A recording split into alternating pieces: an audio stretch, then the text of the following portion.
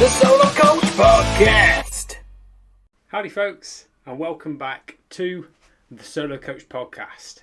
So today I'm really fired up to talk to you about a topic that's very apt and close to my heart at the minute, as I'm having lots of conversations with my coach Russell about this topic, and it's also cropping up in all of the coaching sessions that I'm doing with clients at the moment, and also lots of conversations with friends and family. So today's session is another solo episode, you guessed it, which I have titled How to Own Your Worth. So think of the last time you had to negotiate for your time, for your product or services that you're selling, or your salary at work. Take yourself back to that moment. How did it feel? If it was anything like me and my experiences in the past, you might have felt a little awkward, a little bit icky, a bit embarrassed, and I responded by rushing through it, getting it over and done with as quickly as possible, and getting that subject off the table so I could move back onto subjects of conversation that I was more familiar and comfortable with. And my understanding is, from lots of conversations with clients and friends and family, my understanding is that I'm not the only one who feels like that. I'm not the only one who dreads talking about money, who dreads asking for money in return for my time and my services, my effort, my energy. Whether that's in a business sense, as a solopreneur running a small business, or whether that's as an employee working for a larger organisation, renegotiating your salary each year, or perhaps at an interview where you're at the point of you've got the call, you've been offered the job, yay, fantastic, and then comes that dreaded question of, so, salary, what are your expectations? Or something along those lines, one of those weird, awkward questions that you're not asked on a day-to-day basis, and many of us might only be asked it once or twice in our lives, if at all, because we might be in an industry where the salary is standardised and everyone's paid the same, and you're on a graded scale. This was once me. I worked in the council, and salary was a conversation I never needed to have. I never could have it, and I also never needed to have it. So it was one that was off the table. But typically, particularly in English culture, it can be quite difficult and awkward to talk about money, religion, politics. Some of us are taught from a young age that these topics are off the table, taboo topics, topics to be avoided. Well, not today, folks, because today I'm going to talk about figuring out, knowing and owning your worth. As someone who's been there and done that, wore the t-shirt, made the mistakes of negotiating and accepting far less than I was worth, of playing down my value, even in a couple of cases getting offered a higher amount at work as a salary and asking for that salary to be reduced as I felt too much pressure and I felt as though I didn't deserve it. So whether or not you can relate to that is up to you. But with no further ado, let's get going. So today I've got 5 powerful actions that might help you find out what you are truly worth, to start to believe it, to start asking for it, and then hopefully, if I've done my job right, going out there and getting it. So number 1 seems quite obvious. But not all of us have done it. I'm definitely guilty. I haven't done it in the past. So number 1 is to find out, to research what is the going rate for the product or service I'm providing or the job that I'm doing for a living. What is my product or service or my job? What is it really worth? What are people willing to pay for it? And how does my current price or salary stack up against that of my competitors or the standard going rate according to, for example, LinkedIn job search? So salary benchmarking is quite straightforward, can be quite not straightforward, but typically I've found it's quite easy to get a rough feel of what the salary, standard salary, average salary might be for my field in the country that I live in the area I live in, if you've got that kind of north-south variance in pricing going on, as we do in the UK. It can be more difficult to work out where your product stands in terms of others, as we can see. I, for example, can see other coaches charging a very high rate, some charging low and some charging a really, really high rate, and then I can quite easily get in my head and start to play myself down and think, well, I can't really compare myself to them because they've got more years of experience, because they speak more confidently, because they've got more qualifications, or because their website is shinier than mine, or their podcast has more episodes than mine, and the list goes on and on and on, and it never ends. So we can quite easily get into our heads. But at this point, this step, what I'm asking you to do is simply to find out what the going rate is for your service or for the job that you do, just because sometimes knowledge is power. Comparison can be the thief of joy, but in this case, comparison can be of some use just to get a feel for the market standard, the industry standard for what it is that you do. And now to delve quite a bit deeper, number 2 in these 5 actions to find out and elevate and own your worth. The first action was to find out and research the going rate. The second action is to consider the value of you. So in addition to the service or product that you provide, whether it's for a living on a 40-hour contract, for example, or whether it's something that you do ad lib, freelance, perhaps it's something you do as a side hustle, perhaps it's something you make in your kitchen and sell. Think about what else have you got to add? What else do you add on a daily basis? So I'm thinking along the lines of your character, your chemistry, your energy and enthusiasm, your unique story and background, your past experiences, having been there and done that before, perhaps some transferable skills from a past job or career. Think about your clients' success stories and your testimonials, or your references that you've had from previous employers, and all the positive feedback that you may have had from colleagues and clients and managers and leadership teams, and in your annual reviews if you're employed or have been in the past. And think about your unique perspective that you bring to the job.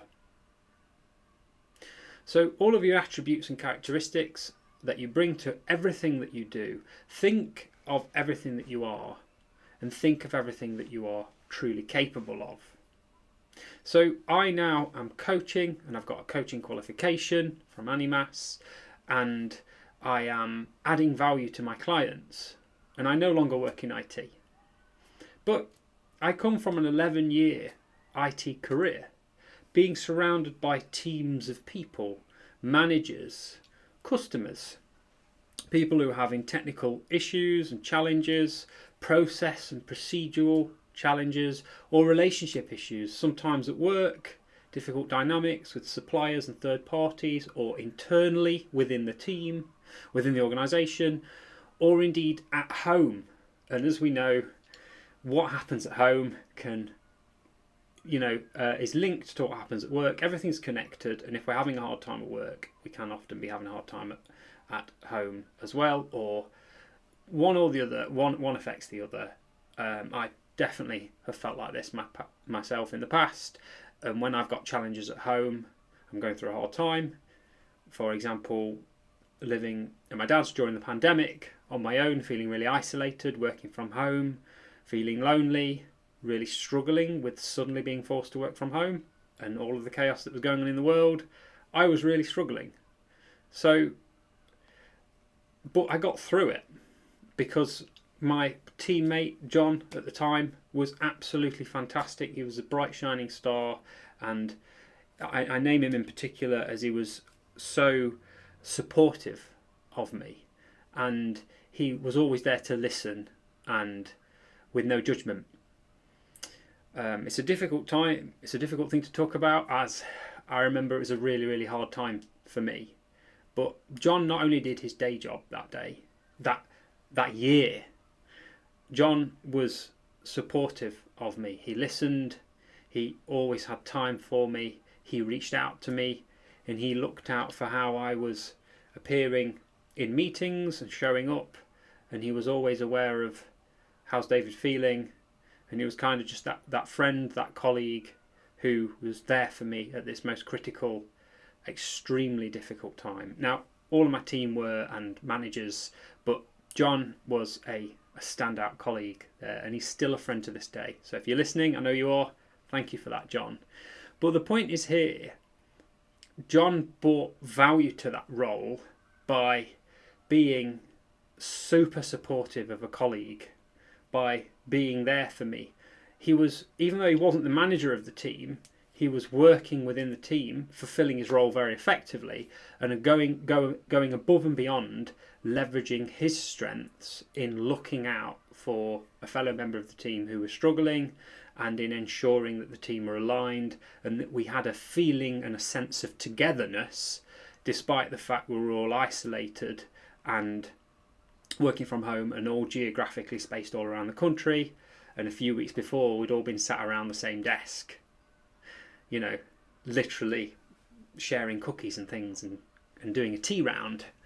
So everything changed drastically. But John went above and beyond. And what I would challenge you to do is to consider what attributes of yourself, what ways do you go above and beyond in what you do, whether it's in your day job or whether it's in the service that you provide. Is it your energy and your passion? Is it your extreme knowledge and interest in the topic? Or is it your experiences from the past, having been there and done that and felt that in the past, having struggled through and conquered what it is that your client or customer is facing and struggling with at the moment? Are you able to bring that experience and that perspective from your past? Because if you are, and I suspect that you are, and I suspect you have a lot more to offer than kind of what your job description describes, or just what your one-page product description is, if you're a solopreneur like me, then I believe that there is tremendous value that you are offering, as there is in what I am offering through what I do, and that should be taken into account when you consider your pricing and where you position yourself in the market, even if you do feel in some ways a little inadequate, perhaps lacking, if you feel you've not got as many certificates of other people, you've not done this specific job or role for enough years yet, or as though you've not had enough clients yet in order to charge a higher rate. But sometimes charging the full rate can mean that the client appears and is even more committed to the process. Charge a higher rate, attract higher rate clients that come with a higher level of commitment. Charge the lowest rate, you might be attracting clients with a different commitment and energy level. But keeping us moving, so number one was find out and research the going rate. Number two was consider the value of you and everything that you bring to what it is that you do. Number three is think of the last time you charged for your services and got paid. Think of the last time you had a salary negotiation and shook hands on a figure. Ask yourself how that made you feel. So number three is ask yourself how your current price / rate / salary makes you feel. Was it far too much, and did it feel really daunting, like you'd suddenly got to scale Everest because you've promised this much, you've asked for this huge grandiose figure, and now, oh my goodness, I actually have to deliver a £10,000 product because I've just charged £10,000 and someone paid it. Oh my gosh, panic. Or on the contrary, was it far too small? Was it a tiny amount? Was it less than you were worth? And did you get the ick? Did you feel inside like this was an unfair exchange and that you'd undersold yourself perhaps again, and you felt quite downhearted? And when you had every reason to feel proud because you've got another sale, which is fantastic when you're a solopreneur, speaking from experience, or when you've been offered a job and accepted it, or been offered a promotion or renegotiated a salary, a pay rise. Yeah, hey, I should be happy right now, but then I'm driving home or walking home and on the bus home or thinking that wasn't really what I wanted, and something doesn't feel quite right. It wasn't enough. Or alternatively, did you feel just right? Did you feel kind of no regrets, no discomfort, and a true sense of inner alignment between your head, your heart, and your gut? Was it that sense of, yeah, I'm worth that, I've charged that, and they said yes. Or I'm worth that, they agreed to pay me that, and now I'm happy, and it feels right for me. It feels like a figure that accurately represents the value I add, the role that I do. It's, competitive in the marketplace, and it's a fair figure for them to be paying. And it's right for me, and I feel good accepting that money, and I have no reservations and no hesitation and no concerns and no regret and no denial.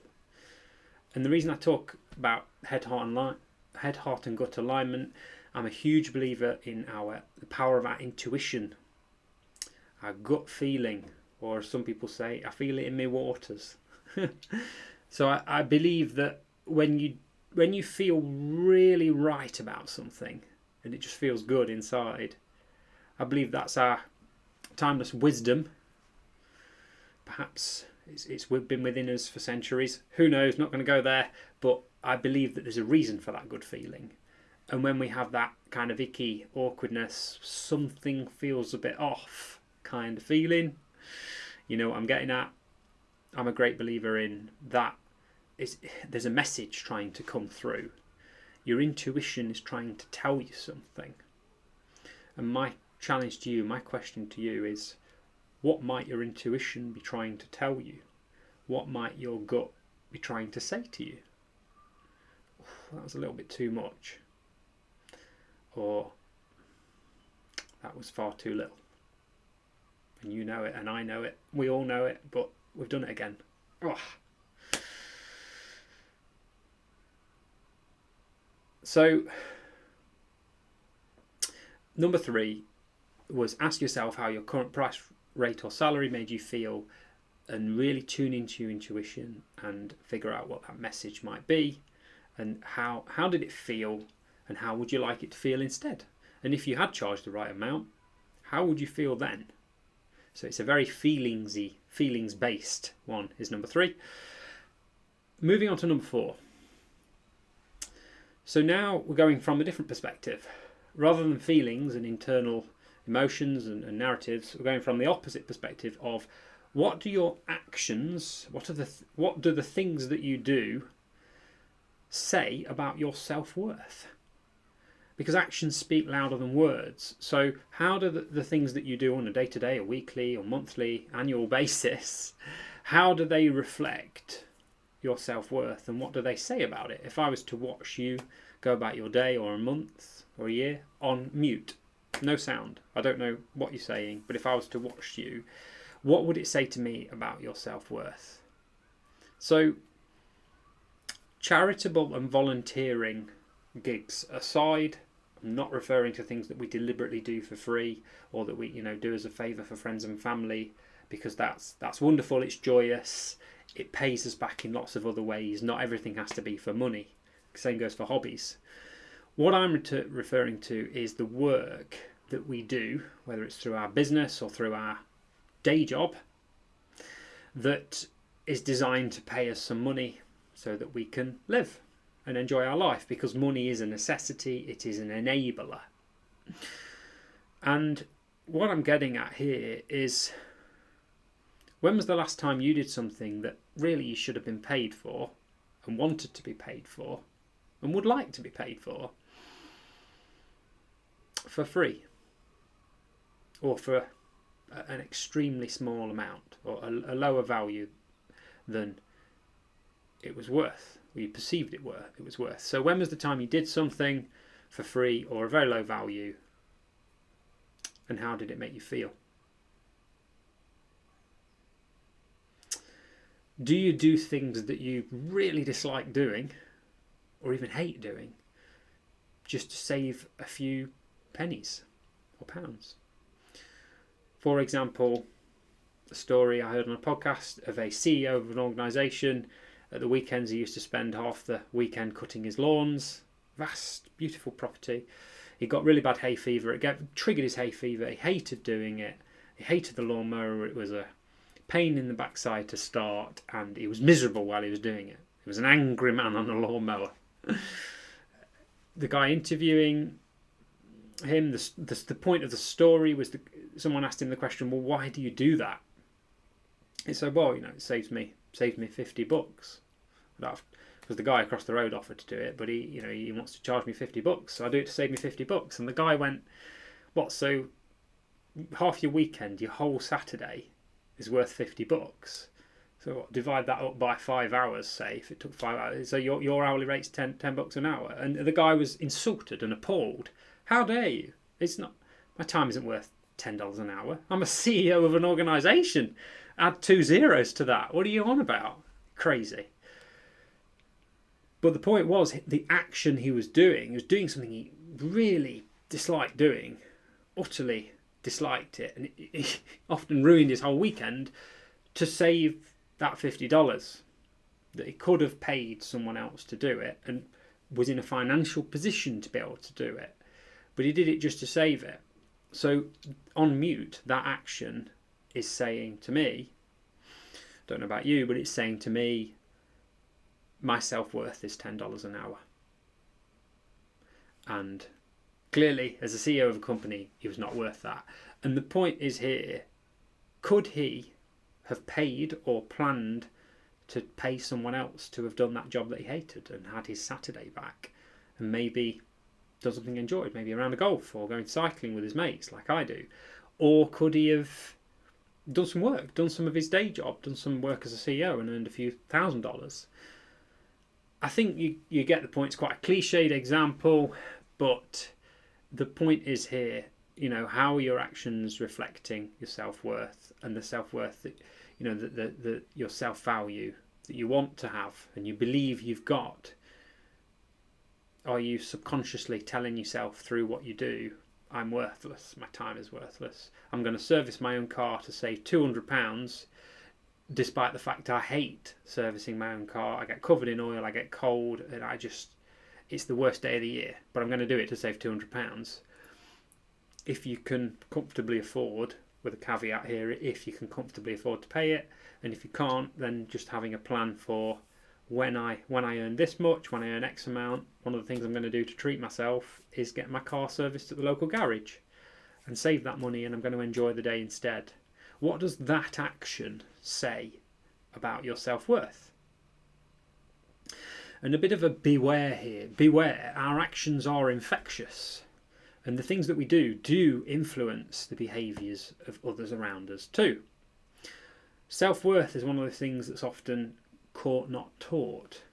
And by devaluing ourselves and our time and our energy, others around us that we care for, that we love, that we work with, might pick up on this energy, probably will pick up on this energy, and in time copy those actions, start mirroring those actions, and then reflect that energy back to you as well. And so it becomes like this downward spiral, this case of shared suffering, and it becomes a pattern. And Tony Robbins talks about the fact that we're often a reflection of the 5 people that we spend most of our time with in life. And if all 5 of us mow our lawns at the weekend, despite the fact we've all got really strong hay fever and we all despise mowing lawns and we all do it to save a few pounds, and then we get together on a Saturday evening and all have a good moan about how much we hate lawn mowing, then it's a bit of a cycle of suffering, isn't it? So how could you be the one who breaks that pattern and who does things a little differently, and maybe just one thing that you dislike doing, pay someone else to do it, one thing you've been doing for free, you stop doing for free and dig your heels in, put your foot down and say, I'm no longer doing this for free because I have other more pressing, more important things to do, in a kind and respectful way. If you feel you're being taken advantage of, and it really hurts, chances are you may well be. So that could be something to delve further into with, for example, a coach who has no connection to your systems and has no interest in who cuts your lawn or doesn't cut your lawn and what that says about you as a person. All of that stuff. But keeping us moving, conscious of time, the fifth and final one is, as I started to suggest there, break the pattern. The fifth and final one is, now it's time to take action and upgrade your self-worth. So it's a case of taking the 4 steps above, finding out, researching the going rate, the market rate for your products and services, or the benchmark for your salary and what you do for a living. Consider the value of you or what else you add to the product or service that you provide. Ask yourself how your current prices or salary makes you feel, and also audit what are the actions you're taking in life, and what do they say and suggest about your self-worth. And indeed, looking at the actions of those 5 people you spend most of your time with in life, a lot of your time with, looking at the actions they take and what that says about their self-worth, and having an awareness of what actions they take and what that says about their self-worth might influence and impact what actions you take and what that may or may not say about your self-worth. Because awareness is key, and it all starts with awareness. It's kind of clicking out of autopilot and into manual pilot mode, and really flying that plane of life and taking the helm, taking the controls, and being more intentional about the actions you take, the words you say, the things you agree to or don't agree to. But not to get too deep into that slightly cliched metaphor. Number 5, so upgrading your self-worth. Realise here, the realisation I want you to have is that you are more than the sum of your parts. You are more than what you do for a living, and you are more than what your product says on its 1-page summary, or you are more than what your website says. You bring your awareness, your charm, and your own personal perspective and your own personal experiences from life to every single thing that it is that you do. You are worth it. You are adding great value, and you are capable of asking for and getting what you are truly worth. And you deserve it. You deserve to be fairly paid and fairly compensated for what you do. And in terms of taking action, if you feel like there's an imbalance in something that you're doing, you feel like it's an unfair exchange, try asking for what you are truly worth. And if necessary, practice it with friends and family, or even better, practice it with a coach to get used to saying it. Role playing, having that conversation about what you charge for your services. If you're a service provider, like me, a solopreneur, get used to saying it, role play it and practice it, so that when that time comes, when it's crunch time, you can say it clearly and confidently with zero hesitation. And the last thing I want to say today is that Rome wasn't built in a day. And neither was Leeds. Tiny steps compound to create massive results. Keep at it. Keep taking little steps, regular and often. One of my favourite analogies is that a gentle wind in the right direction is more powerful than a great big pair of strong oars because your arms will get tired and your will to row that boat will wear out much quicker if you're fighting a headwind or no wind rather than a gentle wind that will get in your sail and propel you in the right direction. And for me, that's cultivated by lots of little actions, regular and often. And with all of the above I've discussed today, an invitation to you is, if anything's chimed with you, if anything seems right, if you're thinking, yeah, I negotiated a salary for my part-time job recently and I took the wrong amount, it feels bad, I'd like to have that conversation with my employer but I don't know how, and at the same time I'm running a little side hustle, a little business, and I'm finding that I'm asking for way too little. My own clients are telling me I'm not charging enough. Friends and family are telling me I'm too cheap. I know I'm too cheap underneath, but I daren't ask for it. It feels awkward. I really hate having conversations about money, etc., etc. If you're feeling any of those feelings, reach out and let's have a conversation. It would be fantastic to meet you and to hear about what you're struggling with and to see if together we can help you move forward with awareness and enable you to spring forward with learning. Thank you for listening. I'll see you again in a future episode. Take care.